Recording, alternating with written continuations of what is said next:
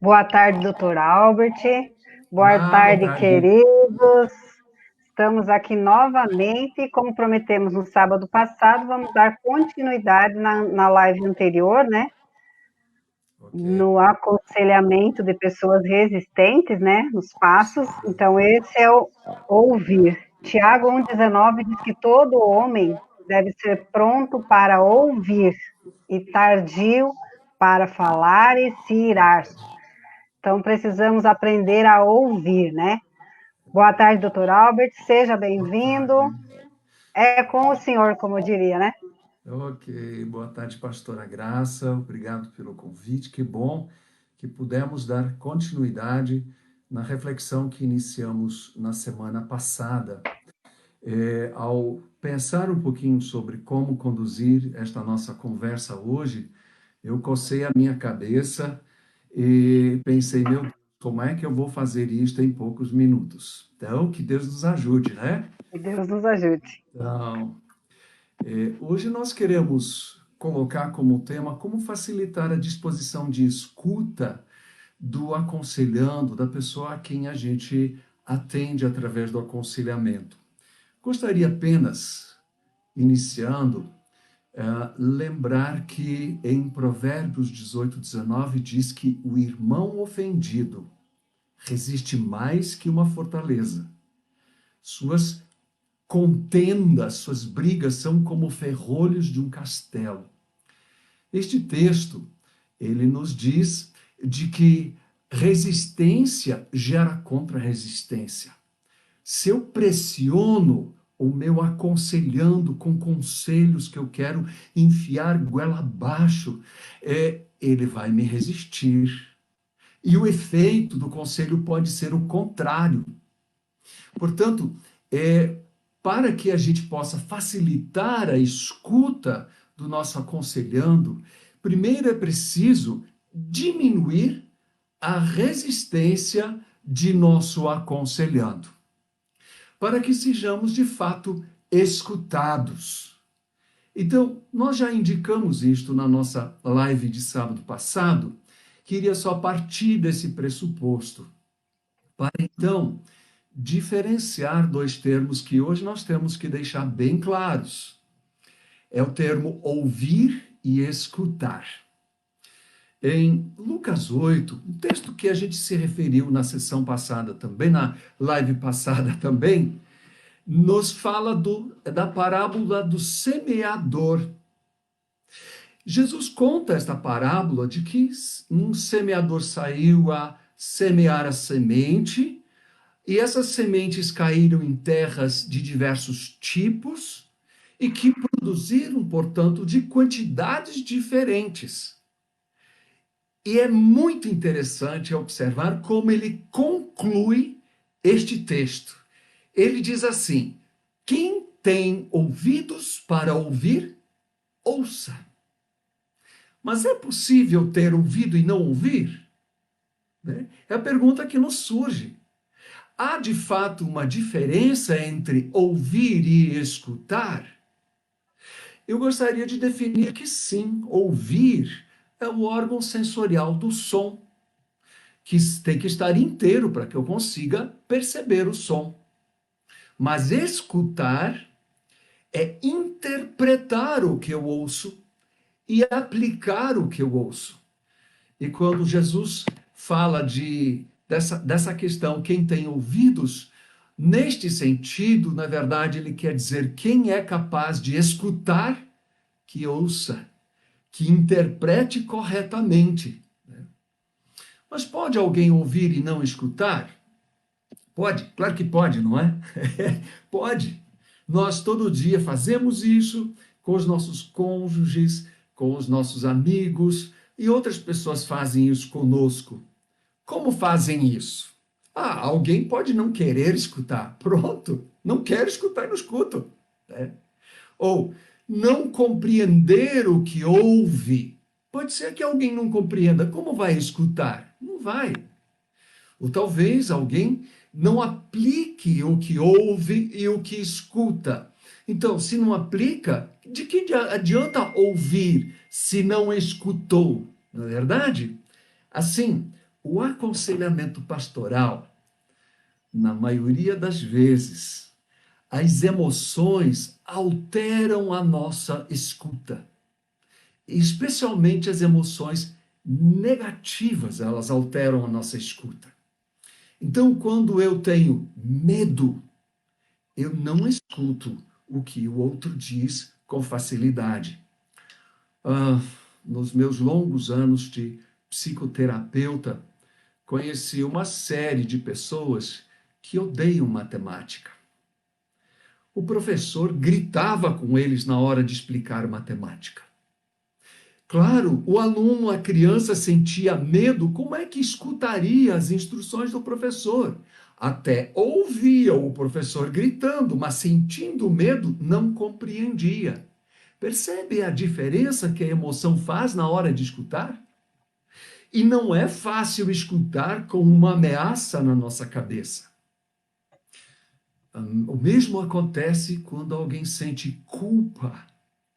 A culpa gera uma autoacusação e quando o outro quer falar, eu já me acuso. Então não escuto o que o outro quer falar.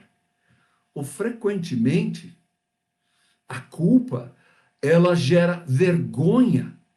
Eu não sou bom que chega, ou algo está adequado comigo, sinto vergonha disto. E então não escuto, né? Ouço, mas não escuto. Ou frequentemente alguém está com raiva. Quando um pai está com raiva ao disciplinar seu filho, esse filho pode tentar explicar o que ele fez e o pai não escuta. Ele pode cometer uma disciplina injusta, porque não escutou seu filho, porque está com raiva. Por isso a Bíblia é clara que não devemos disciplinar com raiva, com ira, né? Porque raiva gera ataque, agressividade.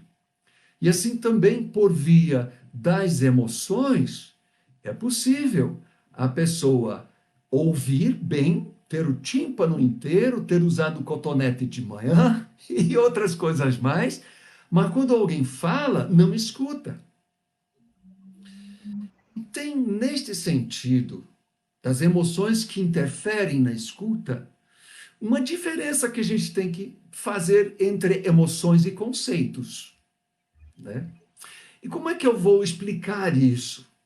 Eu não sou muito bom para explicar isso, então eu uso uma parábola.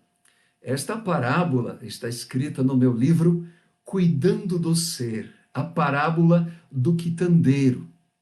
Esta parábola, ela nos prova que nós escutamos muito mais com as emoções do que através de conceitos e premissas e princípios. Quer ver? Essa parábola do quitandeiro é assim. Um quitandeiro que morava num vilarejo há muitos anos e ali tinha sua quitanda, conhecia bem todas as pessoas daquela região. Ele conhecia a dona Ana, que era uma diarista cujo marido estava encostado pelo INSS, que tinha 2 filhos pequenos, morava numa meia-água alugada e de manhã passou na quitanda.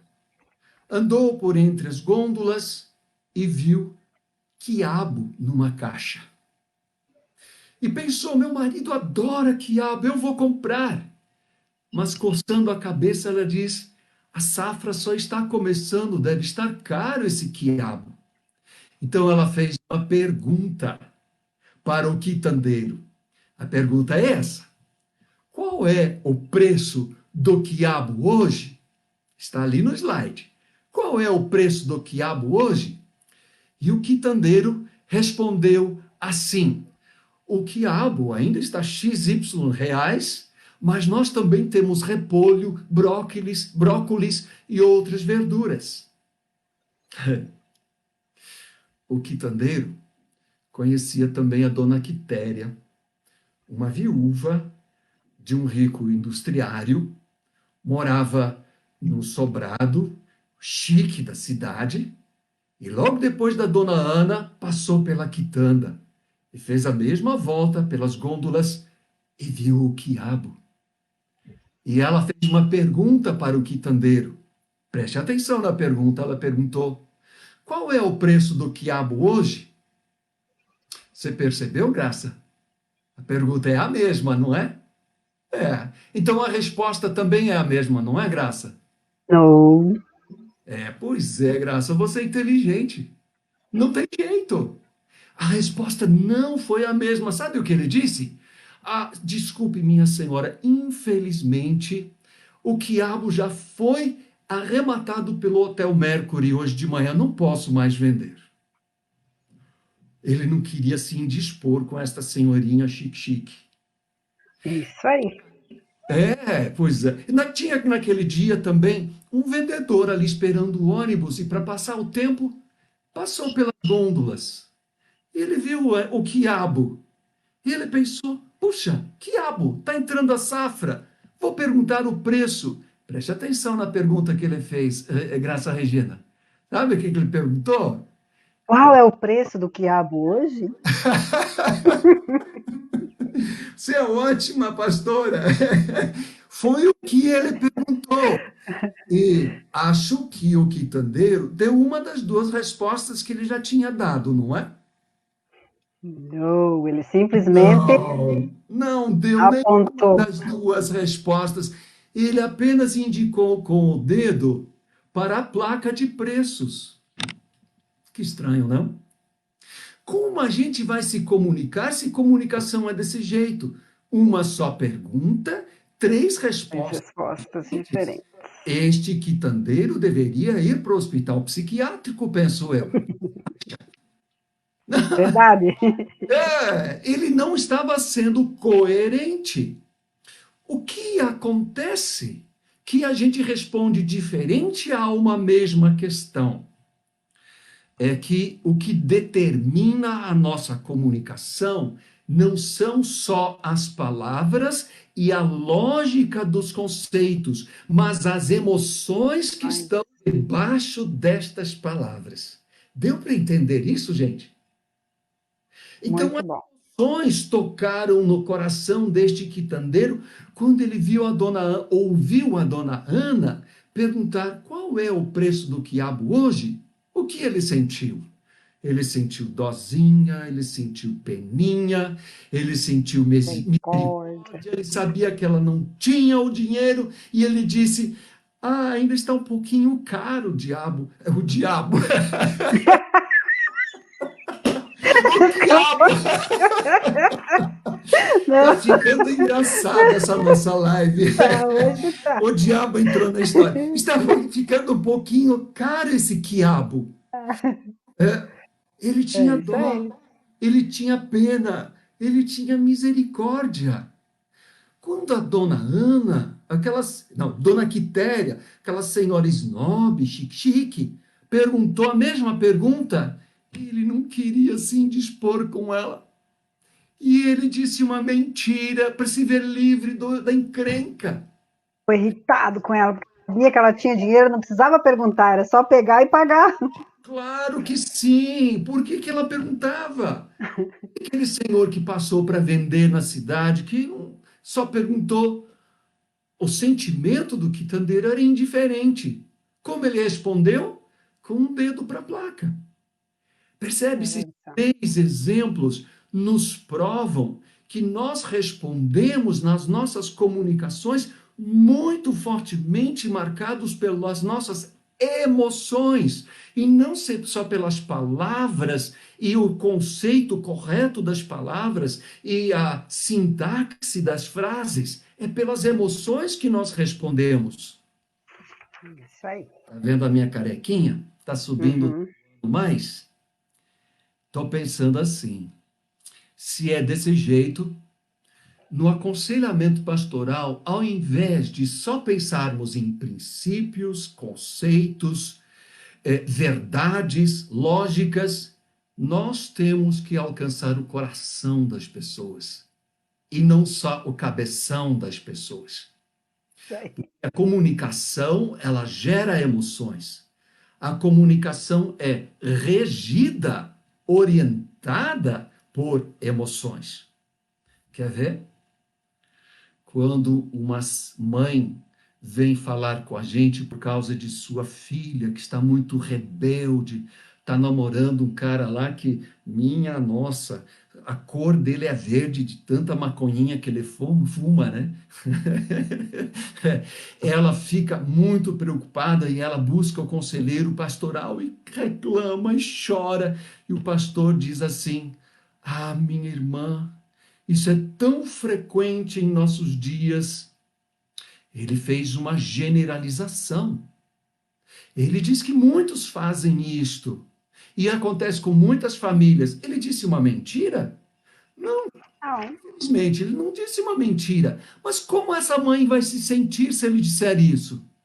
Ela vai pensar: meu Deus, então eu não tenho razão de reclamar de minha filha estar namorando com um cabra da peste desses? Não é possível. E ela vai sentir: ele não está entendendo a minha dor. Ele está superficial em relação ao meu sofrimento. Ou se ele disser para esta irmã assim: irmã, a senhora é crente e tem Jesus no coração, não perca a fé. Ele disse uma mentira? Não. Não. Ele disse uma verdade lógica, dogmática, doutrinária, filosófica, tá tudo certo. Atingiu o coração desta irmãzinha? Chutou do lado, porque não considerou a emoção que essa senhora está passando. Se ele disser isto, que emoção ela vai ter? Culpa. Minha nossa, minha filha está quase caindo na droga e eu estou dizendo essas coisas, eu deveria sentir culpa. Devo estar errado em alguma coisa. Ajudou essa senhora? Não ajudou. Tá? A exortação.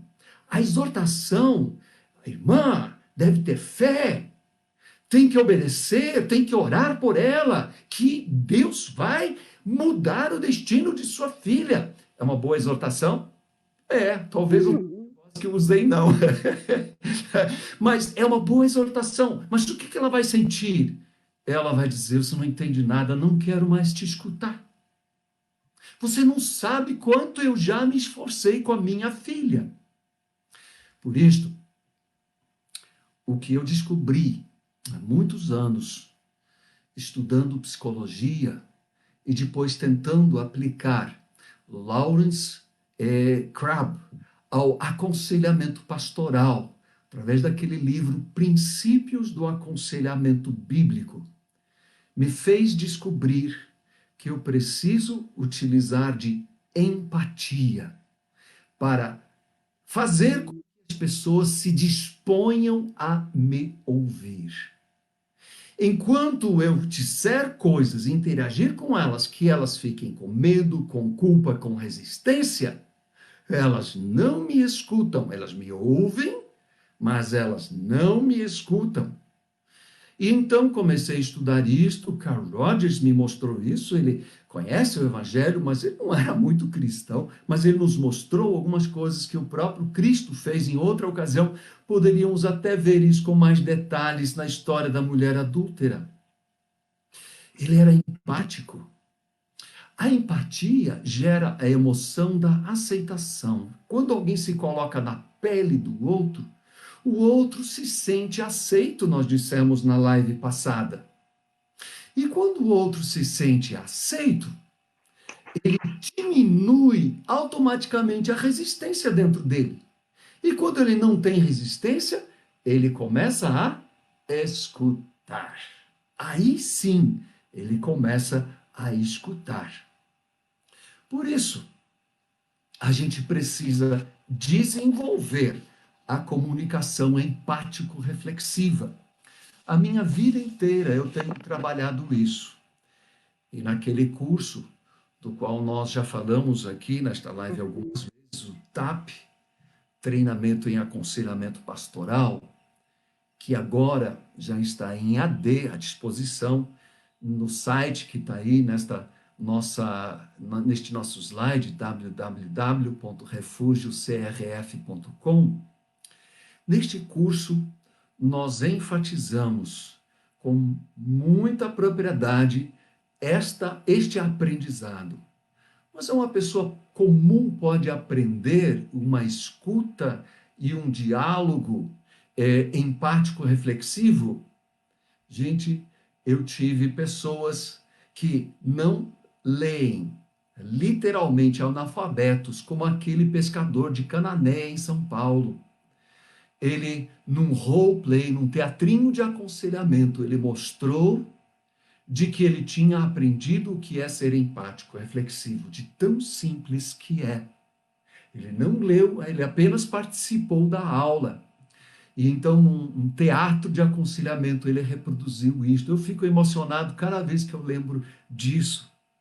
O que é, na verdade, esta comunicação empático-reflexiva? E este já é o nosso último ponto.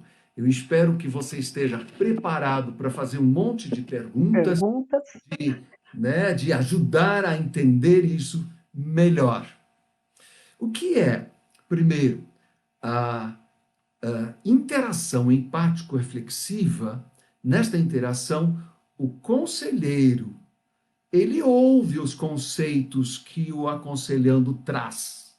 Ele ouve o que o seu aconselhando fala, mas ele presta atenção no que está debaixo dessa fala em termos de sentimento. Ele tenta descobrir, é medo, é ansiedade, é raiva, é confusão, como a pessoa está se sentindo.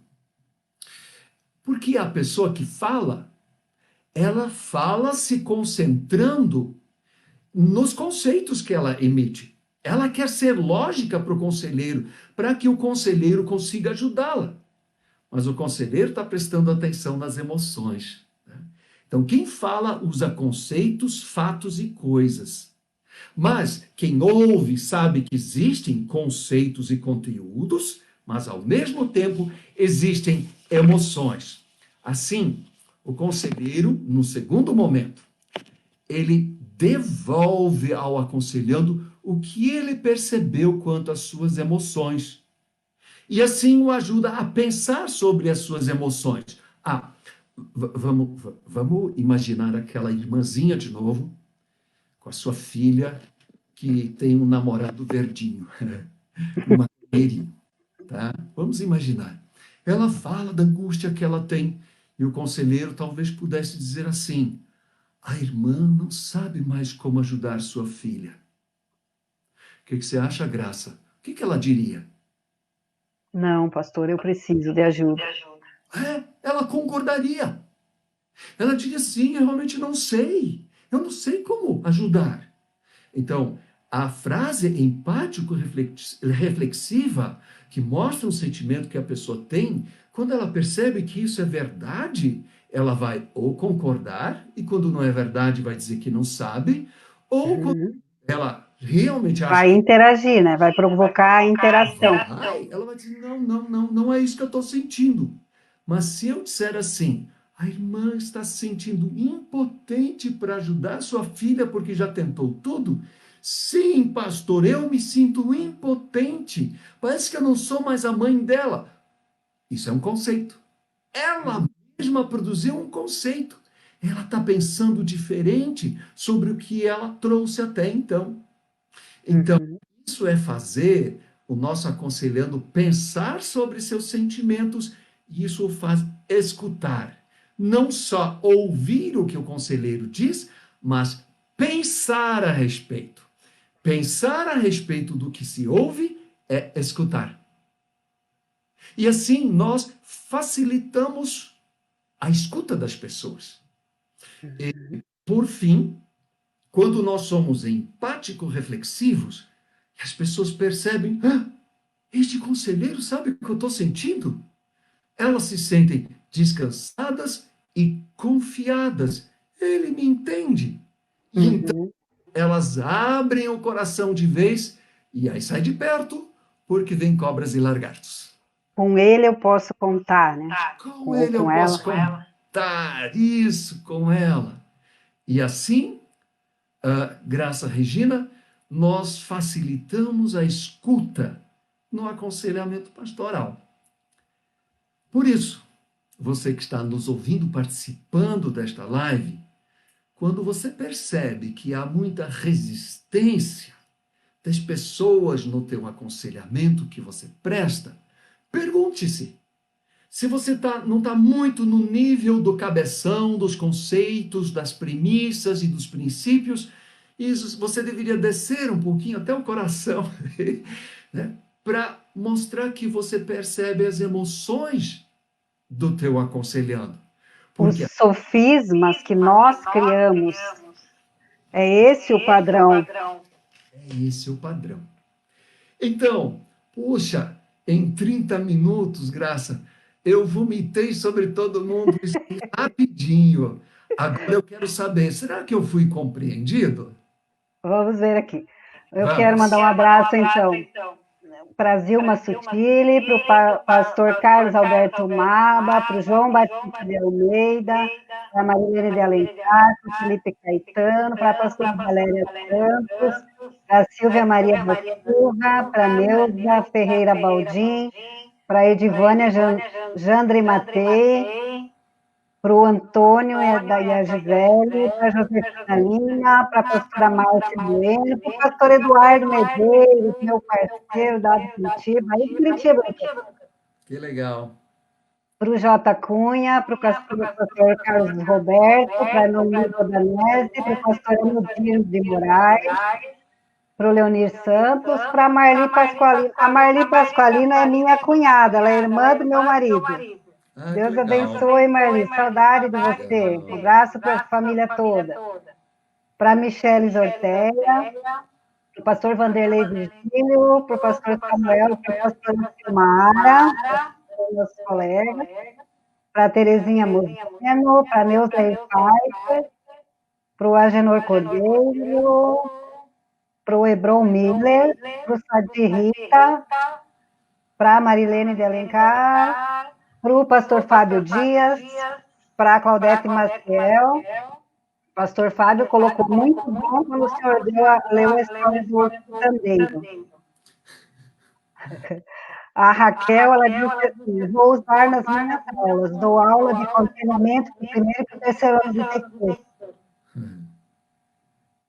E ela gostaria de usar os slides. Ela gostaria de o quê? Usar os slides. Claro, passo para todo mundo. Isso é propriedade do público. Propriedade. Pastora Demar de Bairro, Aline Luque, a pastora Vera Dias, pastor Samuel de Saudade, grande mestre.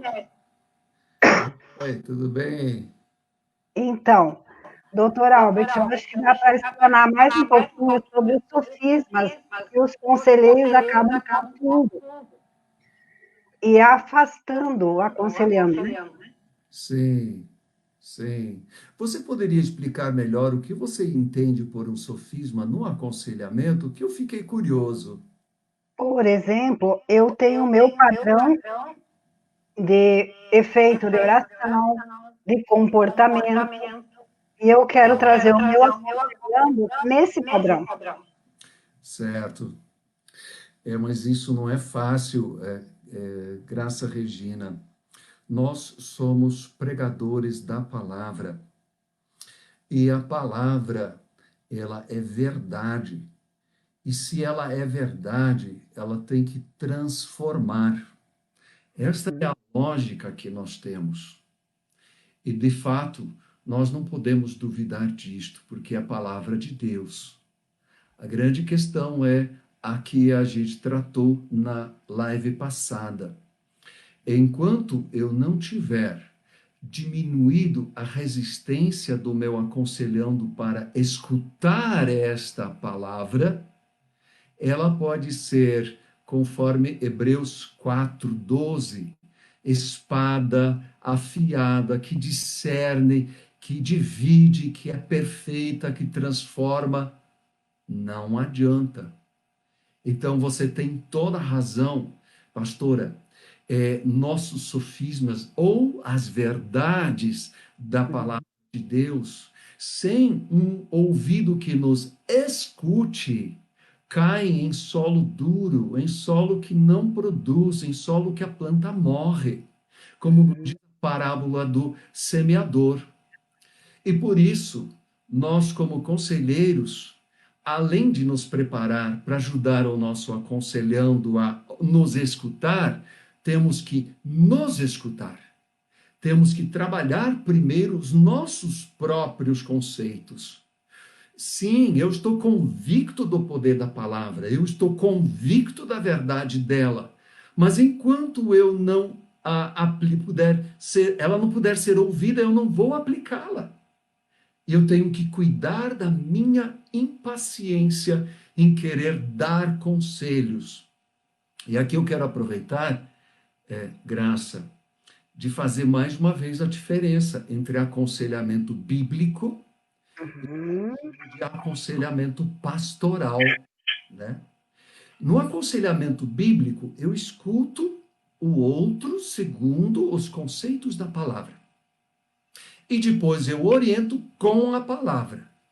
Mas no aconselhamento pastoral, primeiro eu escuto a pessoa, seu ser psicológico, seu ser emocional, eu me ponho como pessoa no mesmo nível do meu aconselhando, para quando houver o vínculo, quando ele sentir estou sendo ouvido, aí eu começo a fazer perguntas, ou ele faz perguntas, e então sim, mas a palavra diz. O que você acha a respeito? Quando a pessoa então pode dizer, bom, eu penso a respeito da palavra, eu corrijo. Quando a pessoa não compreende bem a palavra, eu questiono, eu trago outros textos, aí eu vou para a exegese e tal. Mas primeiro eu faço a conexão emocional com o meu aconselhando. Isto é aconselhamento pastoral.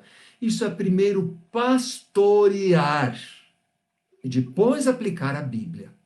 E quem faz isto se admira quanto efeito o aconselhamento tem quando se pratica a empatia e a reflexão. Vou pedir para o senhor abaixar um pouquinho o seu som, para não dar eco na minha fala. Joia, eu abaixo sim. Eu vou abaixar aqui. Opa, agora eu tenho que...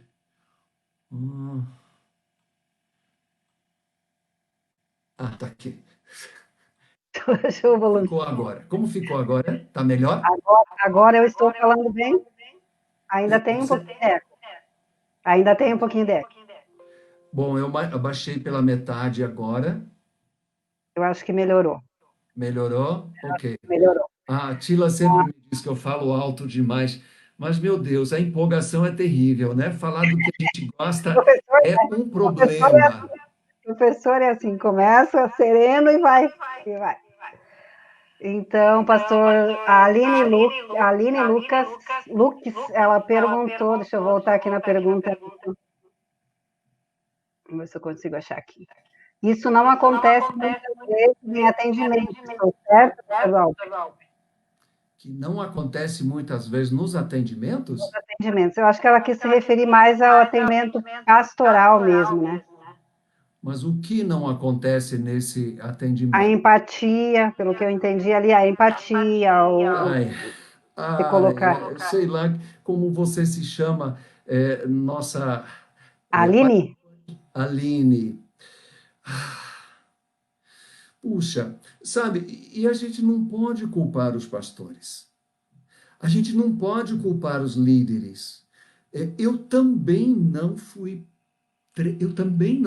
treinado nessas coisas no seminário. Eu não fui treinado nos cursos de teologia que eu fiz. Isto eu aprendi mais tarde, depois de um curso de psicologia, onde se falou a respeito, mas eu não tinha entendido ainda. Eu aprendi isso mais tarde, quando eu vi que os meus atendimentos davam com os burros na água, que as pessoas não queriam mais me ver, eu não tinha resultados, e eu comecei a questionar, meu Deus, o que está acontecendo? Me disseram que aconselhamento pastoral, ou mesmo a psicoterapia tem efeito, mas não vejo nada. O que é isso? E aí eu comecei a estudar, a pesquisar, e eu descobri duas coisas muito importantes que transformaram minha ação, tanto pastoral quanto profissional, que foi esta do empático, do reflexivo, e também de ver as pessoas como sistêmicas dentro de um sistema. O problema não é só da pessoa, Ela ele está aí. faz parte do todo da família. Quando eu descobri isto e comecei a trabalhar as pessoas que eram chamadas de culpadas ou responsáveis ou doentes ou problemáticas, e eu dizia, não, todos vocês são responsáveis, aliviavam. Diziam, meu Deus, tem alguém que não me acusa. E então as coisas começaram a acontecer. Então você tem razão, Aline, nas igrejas de modo geral, ainda não se atende empático reflexivamente. Por isto, eu acho que o TAP pode ser um instrumento para milhares de pessoas em EAD a aprenderem isso e a mudarem sua maneira de aconselhar as pessoas. Uhum. Até porque o atendimento sistêmico, ele é novo, né? É algo novo, não é uma coisa muito trabalhada, muito usada, muito conhecida. Não é. É verdade. Mesmo para os psicólogos, o atendimento sistêmico e a teoria sistêmica é nova. É nova. Eu sei que eu vou dar um tiro no pé pelo que eu vou dizer agora, mas deixa ser. Quando eu estudei psicologia, a sistêmica ainda nem era nem Existia. na faculdade. Né? Vocês podem imaginar quão velho eu sou, né? Daí, doutora, a importância da pessoa estar se atualizando naquilo que ela se propõe a realizar, porque as Sim, coisas mudam muito rápido. muito. E aí, pastora Graça, também a importância do teu trabalho. Você promove educação para a Igreja de Cristo.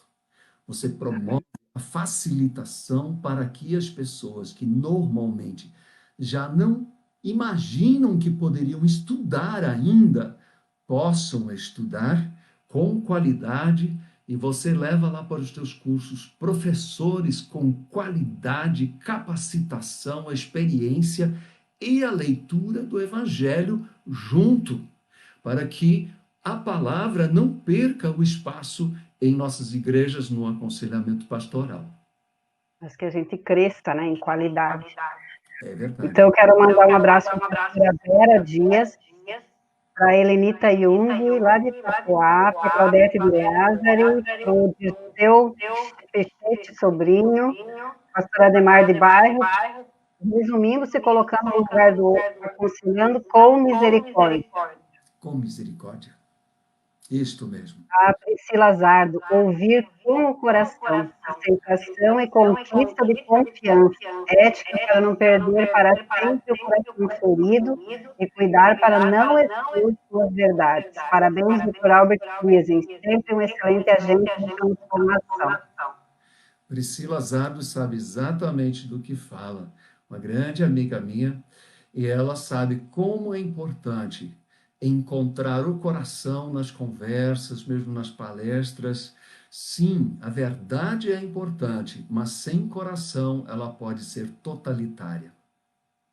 A Aline diz que precisa de mais de um atendimento para conseguir a empatia. Isto. Frequentemente as pessoas estão tão machucadas que um atendimento não é suficiente, uma sessão, uma hora de conversa e oração não é suficiente. Tem que ser uma segunda, uma terceira, um quarto encontro, até que o nosso aconselhando esteja seguro, este conselheiro, esta conselheira me entende, me compreende e eu posso me abrir, eu posso pensar a respeito dos meus problemas. Isso aí. O Alisson Júnior, a Cleusa de Lázari, o Neuri Luiz Mantelli, o Luciano Cambirage, pastor Luiz Vieira, lá de Xaxim, IPQ de Joinville, pastor Anderson Fonseca, diz que é uma bênção, a Terezinha Moseno, que é um verdadeiro mestre, a Elza Campos, lá de Chapecó, a Elisângela Fernandes da Luz, a Rosa de Melo, a Cláudia Inocente, o Everaldo, o pastor Everaldo Morona. Oi, Deus abençoe, pastor Everaldo. Everaldo. Um abraço. Então, hoje o Dr. Albert tem uma surpresa. Eu não sei o que ele vai fazer para que você participe. A pastora Tira entrou aqui agora também. Que lindo, ela disse a fala da Priscila. Sim. Então, a surpresa... Oi. Ele tem uma proposta, né? Eu vou Sim. deixar ele fazer a proposta. Aí, quem for o ganhador, só coloca o endereço ali no chat para a gente enviar. Então, tá joia. O que o senhor pensou, doutor? Graça, na verdade, eu estou preocupado agora. Eu não sei se eu entendi como as pessoas vão participar, mas eu vou contar qual é a surpresa e aí vai me ajudar a dizer como as pessoas vão poder participar. Eu e a minha doce Bartira escrevemos há poucos anos um livro que gostamos muito, se chama Casamento de Danças e Lamentos. Ele não é um livro que tem apenas umas dicas e mais sofismas, sofismas do que fazer diante dos problemas, mas é um livro que se preocupou intensamente em como eu, junto com meu cônjuge, posso pensar as nossas dificuldades e conflitos e criar soluções. Então, pensar mais o para que os problemas existem do que por que eles existem. Pensar mais qual é a solução ao invés de disputar quem tem razão. Então, eu e a minha doce Martira vamos doar 2 livros para os nossos participantes de live. E agora? Como as pessoas podem participar? Eu acho que o senhor faz uma pergunta sobre o que nós falamos, e responder primeiro, ganha. Ótimo, ótimo, joia. Quem responde? Qual é a diferença entre ouvir e escutar? O primeiro que responder vai receber, ok? Qual a diferença entre ouvir e escutar?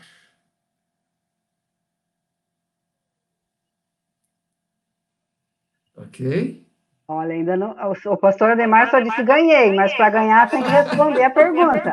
Eu quero, mas para querer tem que. Para receber tem que responder a pergunta. Muito bem. Joia. O E primeiro que responder vai ficar no chat, aí eu passo o endereço para o senhor. joia, muito bem. Eu mando pelo correio para a pessoa. Isso. Estou Doutor pensando Albert.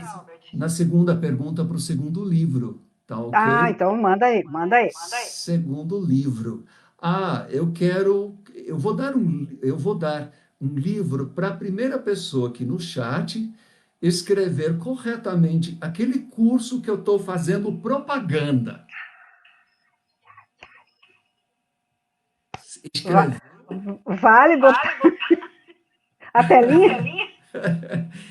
Tem que ser o curso, o nome do curso, as palavras inteiras, não só a abreviação. Não, só as 3 letrinhas. As 3 letrinhas não pode, só as 3 letrinhas não, tem que ser as 3 palavras. Então, a diferença entre escutar e ouvir ganha um livro. Isto. Raquel tem que ser o nome inteiro, Raquel. Raquel, nome inteiro, Raquel. A Helenita Jung diz que ouvir é entender e haver transformação. Escutar é superficial. É o contrário. O Ouvir é pastor Ademar, captar o som. escutar é superficial. Ouvir é mais profundo. Ah, sim, com certeza. Ah, ok, ok. Ah, eu acho que é essa aí. É essa aí. Tem mais outra resposta? Se eu gostar mais, eu dou para o outro. A doutora Bartira diz que a Helenita ganhou o primeiro, mas ela respondeu o contrário. A Ela diferença está ao respondeu. contrário, doutora Bartira. Eu acho que foi o pastor Ademar que você respondeu certo. Então, leia de novo, pastor Ademar. O pastor Ademar diz que escutar é superficial, ouvir é mais profundo. Contrário. É O o dele contrário. que está ao contrário. E a Helenita disse, ouvir é entender e haver transformação, e escutar é superficial. Também está errado. Nenhum, nem outro. Não, não. É Ninguém tem um livro, e a Raquel ali, ela respondeu certo, mas o senhor disse que tem que ser completo, né? Não pode ser só a abreviação. Só abreviação, não. Acróstico apenas não. Tem que ser Então vamos esperar, vamos ver aqui se alguém. Aqui ninguém respondeu. Ok. Carlos Henrique Pedroso, TAP, treinamento de aconselhamento pastoral. E a Raquel aí completou embaixo, treinamento de aconselhamento pastoral. O livro é dele. O livro é dele. Parabéns. Agora só falta você se inscrever e fazer também. Falta ainda a diferença entre escutar e ouvir. Entre ouvir e escutar. E eu já dei uma dica de ouvir, porque Não fala mais. eu falei. A Marilene de Alencar, ouvir é aquilo que é ouvido. Capita, escuta, compreende e aprende. E aprende. E escutar? Aline Lux, escutar envolve empatia e ouvir envolve uma relação de tolerância. Ah, eu ainda não gostei. Da Não resposta. gostei. A disposição de tolerância, ela também vem do escutar. Porque, não posso dizer o que é escutar, né? Porque senão vou me copiar. Não pode. Não, ainda não. De ouvir e de escutar. De ouvir e de escutar. Chega, já deu muita dica. Fazer assim, o doutor Albert manda um livro para a Raquel também, porque ela respondeu muito rápido, então ela demorou para completar as palavras ali, mas ela disse que era o TAP. Então, tá bom. Você me manda o endereço que eu mando. A Raquel, então, coloca o endereço e o pastor Carlos também. Joia. A Combinado. doutora Ademar de Barros, escutar é superficial e ouvir é estar mais ouvindo. Não, escutar não é superficial. Não é superficial. Ouvir. Ouvir e escutar. Ouvir e escutar.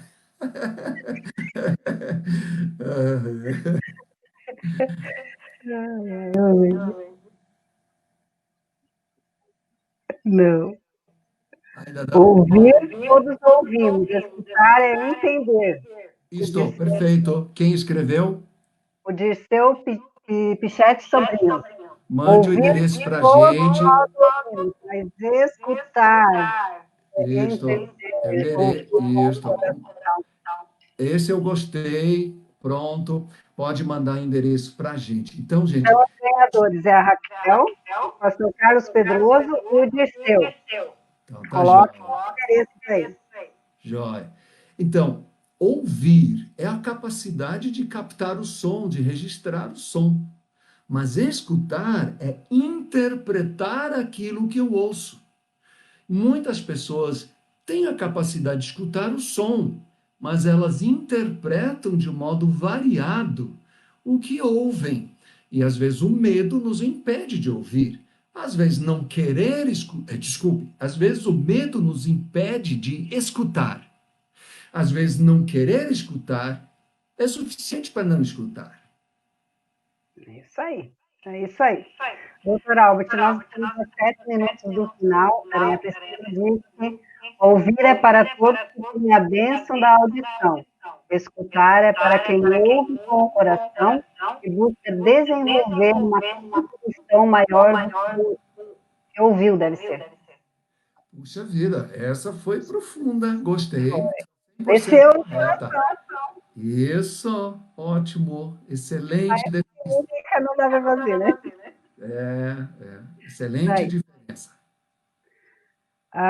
Doutor Albert, nós estamos a 6 minutos do nosso encerramento e eu queria que o senhor deixasse uma mensagem Uma para os mensagem, nossos conselheiros. sim.